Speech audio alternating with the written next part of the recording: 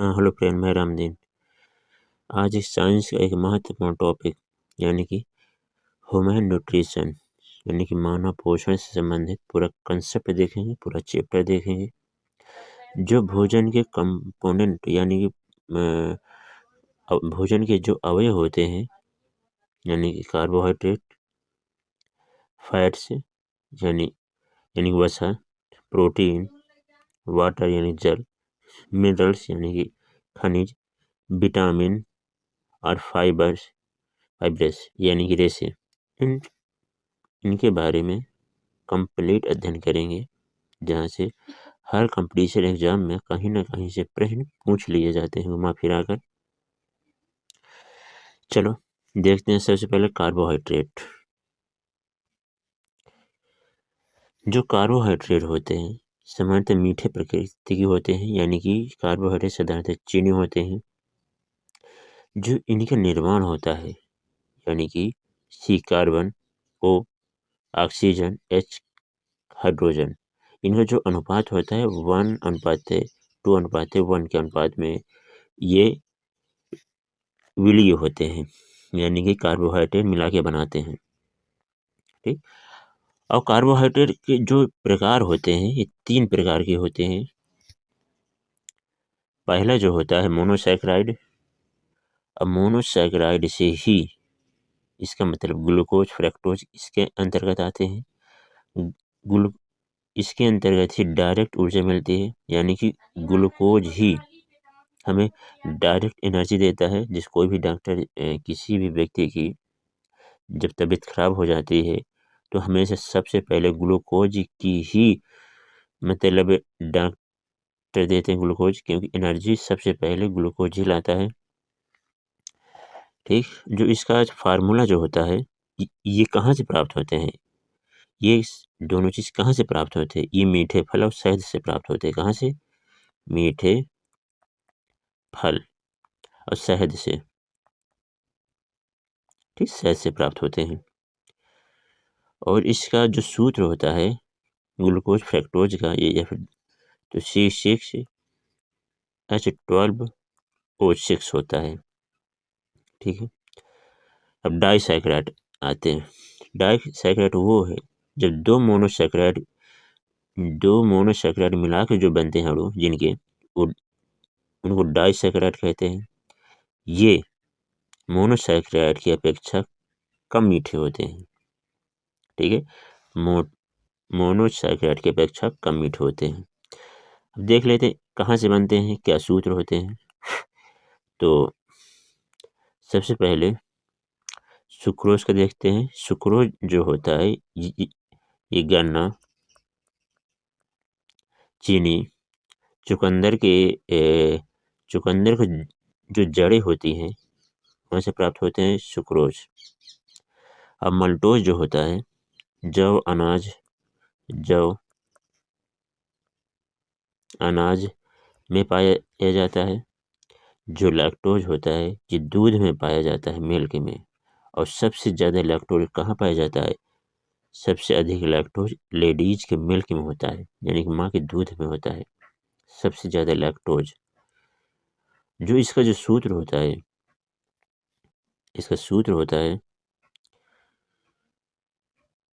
H22H22O11। ठीक, इसका सूत्र होता है।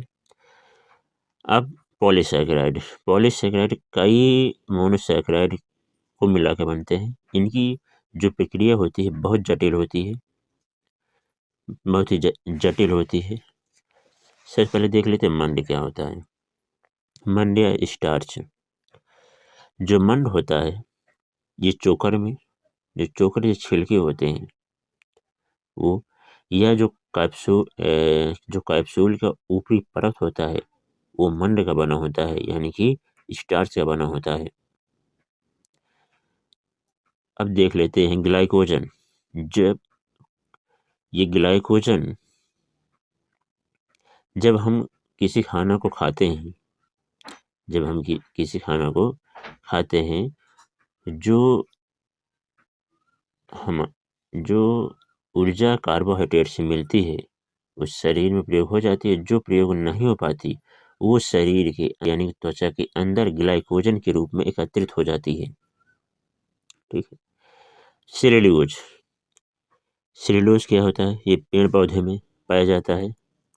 पेड़ पौधे से क्या क्या बनते हैं?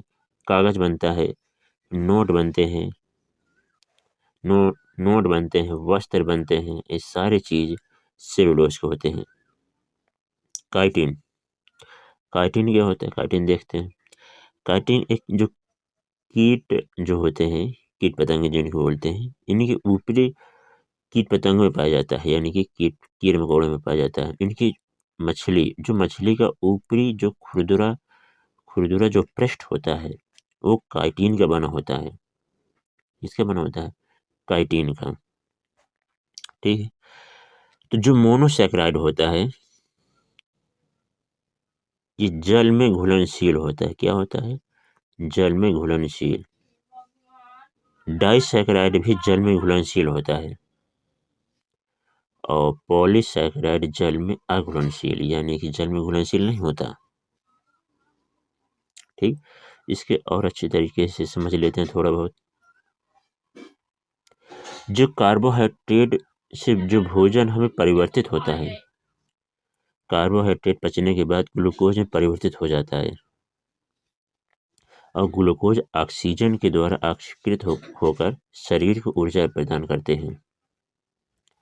शरीर में अतिरिक्त मात्रा जो जो हमारा शरीर ऊर्जा अवशोषित कर लेता है, जो शेष बचता है वो ग्लाइकोजन के नीचे हमें त्वचा के नीचे संचित हो जाती है। और जब इस हमारे शरीर में कार्बोहाइड्रेट कमी हो जाती है यानी ऊर्जा कमी हो जाती है, तब वही ग्लाइकोजन फिर इससे ग्लूकोज में परिवर्तित होकर हमें शरीर को तुरंत ऊर्जा देने का काम करते हैं। कौन? कार्बोहाइड्रेट। कार्बोहाइड्रेट ही हमारे भारतीय समाज में सबसे ज़्यादा यानी करीब करीब 70% ऊर्जा जो होती है, 70% ऊर्जा हमें शरीर को जो आवश्यकता होती है वो कार्बोहाइड्रेट से ही मिलती है टोटल। और जो हम प्रयोग नहीं कर पाते, और इनकी जो 1 ग्राम कार्बोहाइड्रेट जो ऊर्जा हमें प्राप्त होती है वो 4.2 कैलोरी ऊर्जा के बराबर होती है। 4.2 कैलोरी ऊर्जा के बराबर होती है। अब देखते हैं इनका काम क्या होता है। ये शरीर को तुरंत ऊर्जा प्रदान करते हैं यानी ग्लूकोज में। ठीक, मैंने पीछे बताया था सबसे जल्दी एनर्जी हमें चाहिए तो उसका मुख्य स्रोत है कार्बोहाइड्रेट, इसलिए डॉक्टर कार्बोहाइड्रेट की बोतल हमें चढ़ाते हैं। ठीक है। कार्बोहाइड्रेट खाने के लिए बोलते हैं या फिर ग्लूकोज के लिए, सॉरी, यह वसा में बदलकर संचित हो जाता है, यानी कि जब हम कार्बोहाइड्रेट खाते हैं ऊर्जा प्राप्त होती है।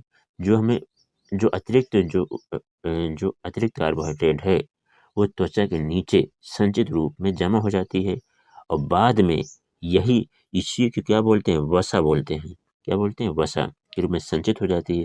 अब यही फिर यानी बाद में जब आवश्यकता पड़ती है यही फिर ऊर्जा देने का काम करते हैं, ये भोजन देने का काम करते हैं। ठीक है। कार्बोहाइड्रेट यह आरएनए डीएनए का घटक होता है। क्या? कार्बोहाइड्रेट। ठीक है। तो ये कार्बोहाइड्रेट कहाँ से प्राप्त होते हैं? गेहूं से, चावल से, मक्का से, शक्कर से, गुड़ से, शहद से, पके फल से मैंने बताया था, चुकंदर यानी कि सैकराइड, पके फल यानी कि मोनोसैकेराइड, गन्ना, मांस, इस सभी से कार्बोहाइड्रेट की पूर्ति होती है। देखते हैं वसा। हमारे भोजन के सारे जो तैलीय या चर्बीयुक्त अर्थात चिकनाई वाले जो घटक होते हैं, लिपिड कहते हैं, इसी को ही वसा कहते हैं, फैट्स कहते हैं। जो ये भी कार्बन से, हाइड्रोजन से और ऑक्सीजन को मिला के ही बनते हैं। बस इसमें कार्बोहाइड्रेट सिर्फ इतना है, इसमें जो होता है हमारा 1.1, इनका जो अनुपात होता है वो कार्बोहाइड्रेट के बराबर नहीं होता, यानी कि 1:2:1 के बराबर इसमें नहीं होता, इसमें ज़्यादा कम होते हैं ये। ठीक, और तीनों चीज़ ही होंगे, ये कन्फर्म है। जो कार्बोहाइड्रेट जो एक्स्ट्रा जो बचता है वही हमारे शरीर त्वचा के नीचे चर्बी के रूप में जो जमा होती है उसको की ही फैट बोलते हैं, यानी कि हमारे पेट में कहीं पास भी हमें जो चर्बी जो ज़्यादा जमा हो जाती है उसको फैट बोलते हैं। ठीक है, और सबसे ज़्यादा जो ऊर्जा होती है फैट से ही प्राप्त होती है। ये अब देख लेते हैं इसका वर्क क्या होता है। ये शरीर की सबसे अधिक ऊर्जा प्रदान करते हैं, जो 1.1 1 ग्राम 1 ग्राम फैट में 9.3 कैलोरी ऊर्जा प्राप्त होती है सबसे ज़्यादा। त्वचा के नीचे जमा होकर शरीर के ताप को नियंत्रित करता है। तो मैंने बताया था जब एक्स्ट्रा जो हमें चर्बी होती है वो त्वचा नीचे जमा होती है, त्वचा के नीचे जब जमा हो जाती है तो इस शरीर के ताप को नियंत्रित करती है, यानी कि शरीर के ताप को अंदर से बाहर नहीं जाने देती। यही यदि चर्बी कम होती है तो व्यक्ति शरीर दुबला पतला और शरीर तुरंत जब कमज़ोर हो जाएगा व्यक्ति तो चोट जल्दी लग जाएगी। और कोई व्यक्ति मोटा होगा, चर्बी युक्त होगा तो हमारा शरीर जो होता है चोट जो हमें जब मोटा होता है तो चोट नहीं लगती, चोटों से बचाते हैं यानी चर्बी युक्त। जो ऊँट के कुबड़ में वसा का अत्यधिक मात्रा का होना, यानी कि जो ऊँट के कुबड़ में जो उभरा हुआ भाग होता है उसको कुबड़ बोलते हैं, उसमें वसा होता है। इसीलिए जो ऊँट जो होता है कई दिनों तक भोजन न मिलने पर अपने आप को क्रियाशील रख सकता है। जंक फूड जो होता है वहाँ से वसा की अत्यधिक मात्रा प्राप्त होती है। आपने सुना होगा कि जंक फूड खाने से ज़्यादातर व्यक्ति मोटे हो जाते हैं, यानी कि उनकी चर्बी ज़्यादा हो जाती है। ये जंक फूड से होता है। इनका सोर्स क्या होता है? दूध, घी, मांस, मछली, मूंगफली का तेल आदि। अब देखते हैं नेक्स्ट प्रोटीन। प्रोटीन का जो काम होता है, प्रोटीन का सर्वप्रथम प्रयोग जे बर्जेलियस ने किया था। कौन सा? जे बर्जेलियस ने किया था। एक प्रोटीन का जो निर्माण होता है 20 अमीनो अम्ल से होता है। और अमीनो अम्ल जो बने होते हैं, जो अमीनो अम्ल बने होते हैं वो देख लेते हैं, यानी प्रोटीन के अवयव देख लेते हैं। ये कार्बन के, ऑक्सीजन के, नाइट्रोजन के, हाइड्रोजन के, कभी कभी सल्फर भी आ जाते हैं। तो कार्बन जो होता है हमारा 50 से 54% के आसपास होता है परसेंट, और जो ऑक्सीजन होता है 21 से 24% के बराबर होता है, और जो नाइट्रोजन हमारा होता है 13 से 16% के बराबर होता है, और जो हाइड्रोजन होता है 7%, और जो शेष बचता है यानी कि 0.2 से 7% तक जो होता है ये सल्फर आ जाते हैं। ठीक है, ये एक प्रोटीन की संरचना है, प्रोटीन के अवयव हैं, यानी कि carbon, oxygen, nitrogen, hydrogen, sulphur.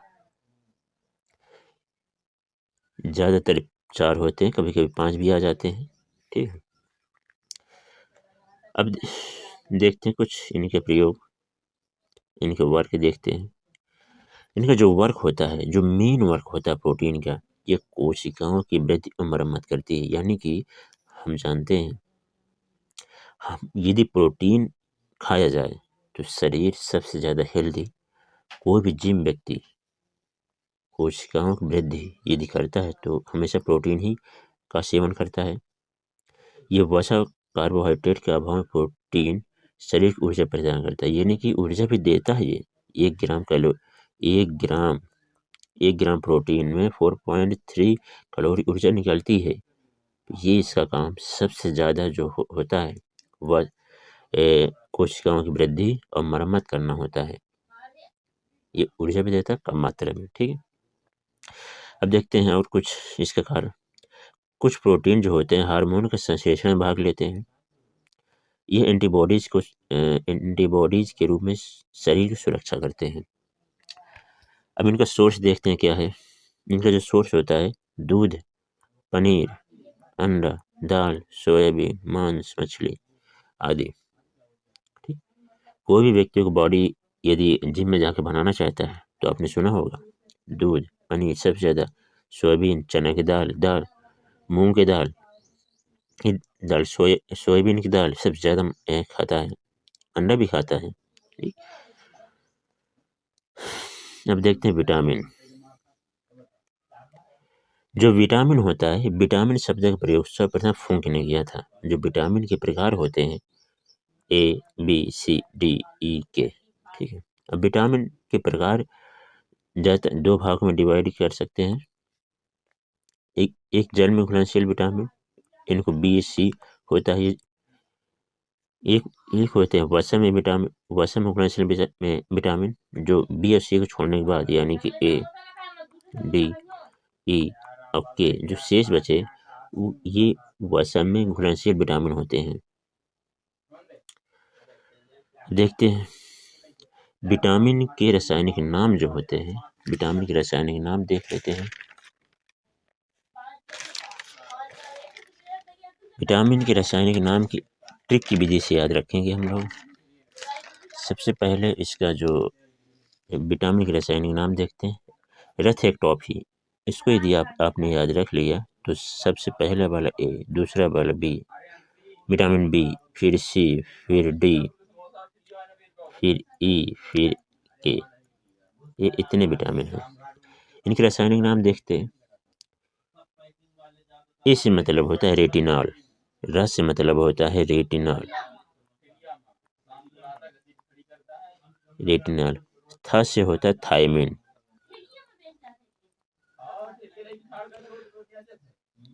ये विटामिन का रासायनिक नाम रेटिनॉल, था से थायमिन हो गया। और सी का जो होता है, जो सी का होता है हमारा, सी को बोलते हैं ए से एस्कॉर्बिक अम्ल। क्या होता है? एस्कॉर्बिक अम्ल, एस्कॉर्बिक अम्ल, ये सी का रासायनिक नाम है। और डी का देखते हैं, डी का कैल्सिफेरॉल होता है। क्या होता है? कैल्सिफेरॉल इसको बोलते हैं डी वाले को। और ई वाले को बोलेंगे टेकोफेरॉल। क्या बोलेंगे? टेकोफेरॉल,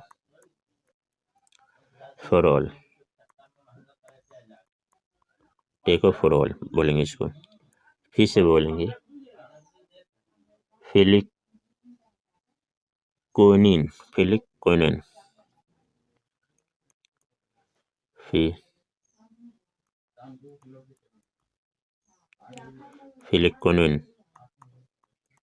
फिलिकोनिन बोलेंगे। ठीक, अब विटामिन की कमी से होने वाले रोग देखते हैं। पहले वाले ए बोलेंगे, दूसरे वाले को भी, तीसरे फिर सी, डी, ई, के, वैसे लाइन से बोल। ठीक है, तो पहले वाले क्या बोलेंगे? पहले वाले को ये होता है रतौंधी, दूसरे वाले को बेरी रोग हो जाता है, यानी कि विटामिन बी की कमी से बेरी रोग। विटामिन सी की कमी से जो होता है स्कर्वी रोग। आर का मतलब होता है रिकेटस होता है। बा का मतलब होता है बांझपन या नपुंसकता, ई की कमी से बांझपन या नपुंसकता।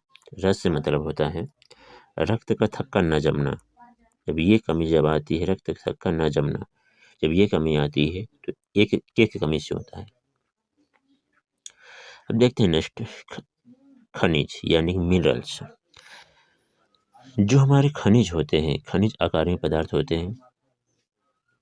मानव शरीर में कम से कम 29 तत्व पाए जाते हैं। खनिज से ऊर्जा प्राप्त नहीं होती, किंतु इनकी आवश्यकता शरीर के विभिन्न अभिक्रियाओं के लिए आवश्यक होती है।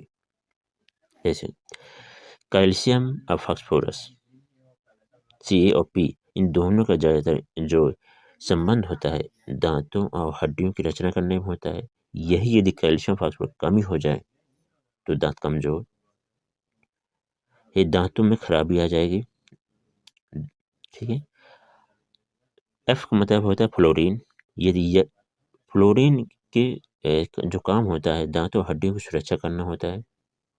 यदि फ्लोरीन की कमी हो जाए हमारे शरीर में तो जो दांत होते हैं और हड्डी होती हैं इनकी सुरक्षा में कमी आ जाएगी, यानी खराब होने लगेंगे। आयरन यानी Fe, ये रक्त में जो हीमोग्लोबिन होता है Fe के कारण होता है। आई यानी आयोडीन, थायरॉक्सिन जो हार्मोन होता है, थायरॉक्सिन हार्मोन जो होता है इसका महत्वपूर्ण घटक होता है।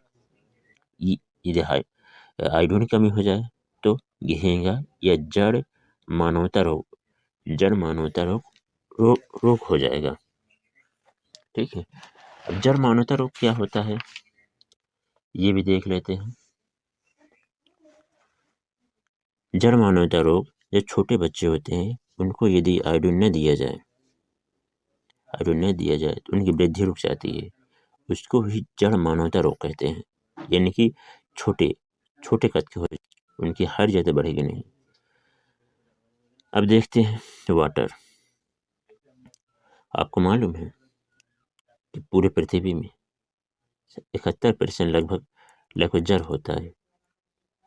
तो इसीलिए 65 से 70% हमारे शरीर का लगभग 65 से 70% भाग जो होता है, 70% भाग जल का ही होता है।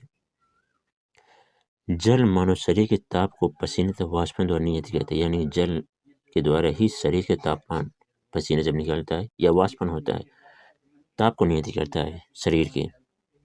आपने देखा होगा जब किसी को बुखार फीवर आ जाता है तो डॉक्टर हमें टेबलेट देता है, यानी दवा देता है, तो हमें पसीना हमें बाहर निकलता है तो टेम्परेचर कम हो जाता है।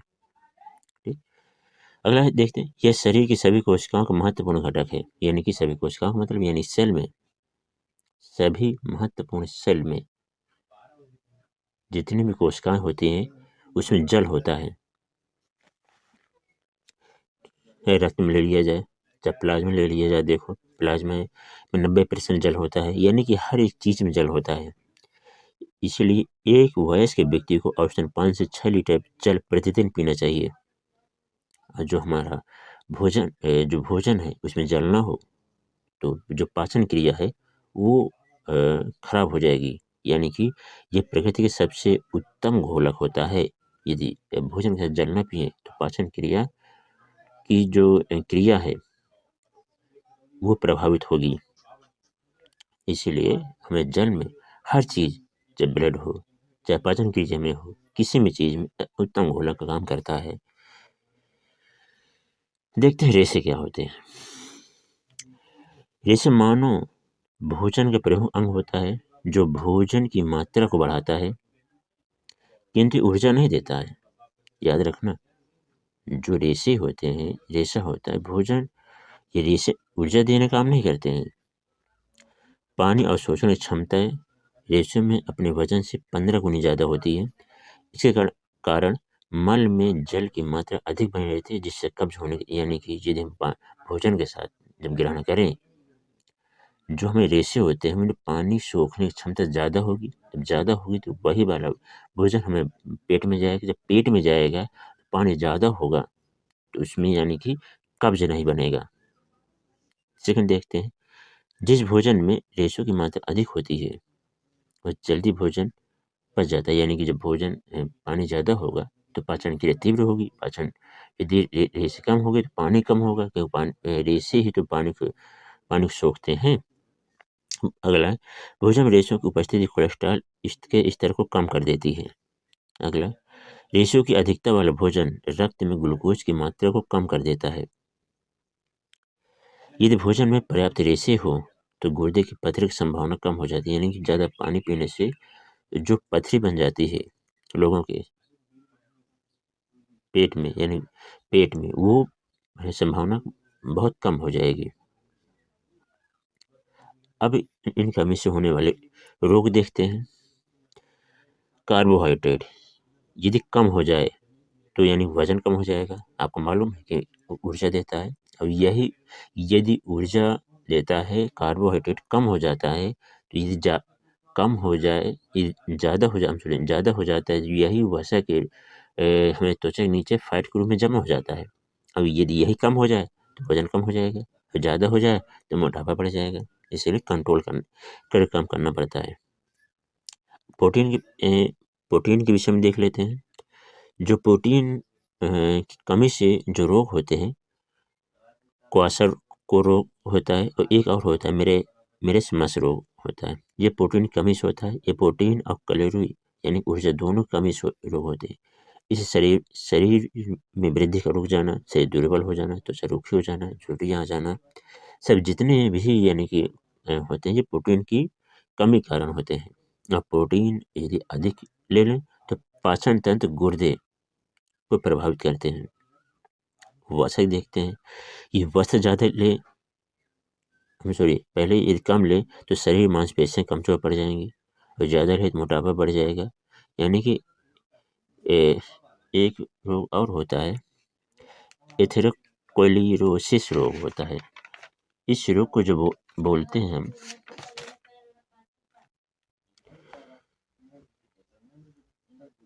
जो हमारे शरीर में रक्त वाहिनियाँ होती हैं, उनमें वसा, उन भीतरी सतह पर वसा जमने लगता है। जब वसा भीतरी सतह पर रक्त वाहिनी में जमने लगेगा तो रक्त का प्रवाह अवरुद्ध हो जाएगा। जब रक्त का प्रवाह अवरुद्ध हो जाएगा